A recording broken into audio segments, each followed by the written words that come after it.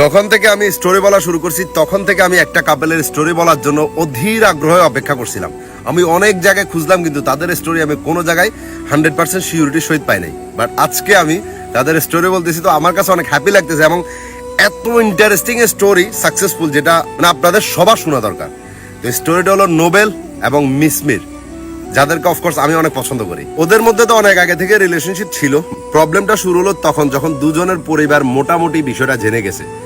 Nobel যে reels ভিডিওগুলো তৈরি করতে, এগুলো একদিন নোবেলের বাবাকে অন্য আরেকজন দেখালো। দেখানোর পরে নোবেলের বাবা নোবেলকে ডিরেক্ট জিজ্ঞেস করে রাখতেছে যে এই মেয়েটা তোর সাথে যে ভিডিও বানায় এটা কে। তখন নোবেল মাথাটা নিচু করে বলতেছে যে এটা আমার জাস্ট ফ্রেন্ড হয়। তখন নোবেলের বাবা বুঝে গেছে, বুঝে গিয়ে প্রশ্ন করতেছে যে তুই কি ওরে বিয়ে করবি। এটা বলার পরে মানে নোবেলের মনের ভিতরে একটা সাহস আসলো এবং সে তার বাবার দিকে তাকায় ছিল।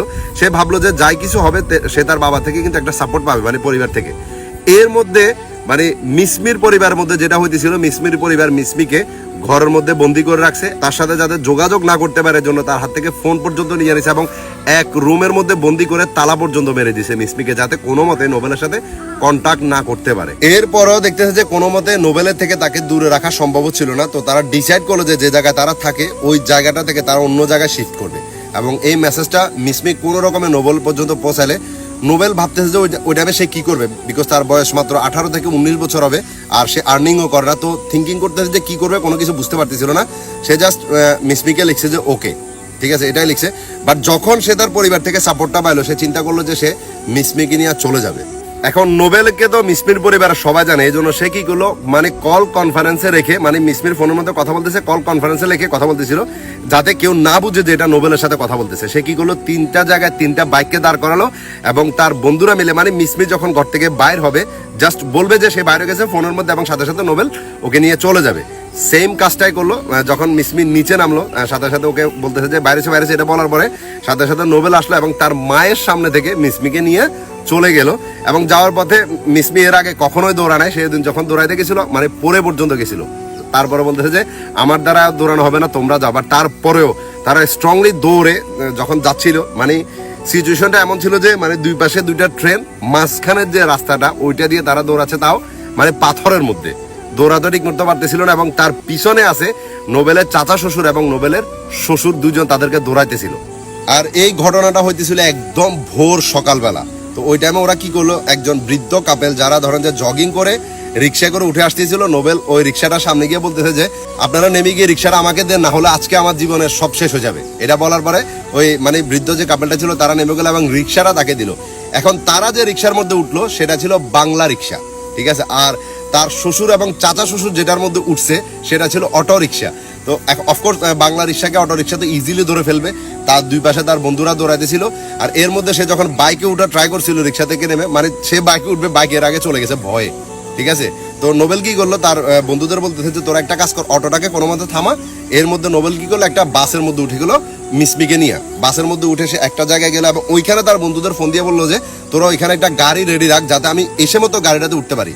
সেম কাজ তার বন্ধুরাও করলো, এখানে একটা গাড়ি রেডি করে রাখলো। নোবেল কি করলো, সাথে সাথে বাস থেকে নেমে তার বন্ধুদের ধরানো সেই গাড়িটাতে উঠলো মিসমিকে নিয়ে এবং ওইখান থেকে ওই গাড়িটা থেকে একটা জায়গায় গেল, ওইখান থেকে অন্য আরেকটা গাড়ি চেঞ্জ করে যাতে কোনো নাম্বার প্লেট দেখে যাতে তাদেরকে ধরে ফেলতে না পারে জন্য গাড়ি চেঞ্জ করলো।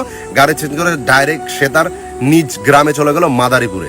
ওইখানে গিয়া প্রায় 1.5 মাস পর্যন্ত তারা পলাতক ছিল। আর এর মধ্যে যে কাহিনীগুলো হয়েছে, নোবেল এভরিডে মানে সিম চেঞ্জ করতো তার পরিবারের সাথে কন্ট্যাক্ট করার জন্য। সিম একটা ধরেন যে যতজন মানুষ আছে তার পরিচিত সবার নাম দিয়ে সিম নিছে এবং ওইটা দিয়ে দূরে দূরে গিয়ে ধরেন বরিশাল গিয়ে কথা বলতো, অন্য জায়গায় গিয়ে কথা বলে ওইখানে কথা বলে সিমটা ওইখানে ভেঙে রেখে দিত। ভাবুন যে কি ব্রিলিয়েন্ট ছিল, যাতে কেউ সিম ট্র্যাক করে তাদেরকে ধরতে না পারে।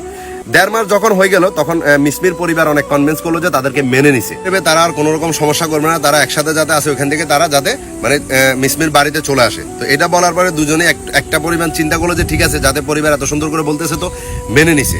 যখন মিসমিকে নিয়ে গেল সাথে সাথে মিসমিকে আটকে রেখে নোবেলকে পাঠিয়ে দিল এবং তারা কোনো মতে এটা মানতে রাজি না। প্রায় 1 মাস পর্যন্ত তাদের মধ্যে কন্ট্যাক্ট আবার বন্ধ ছিল।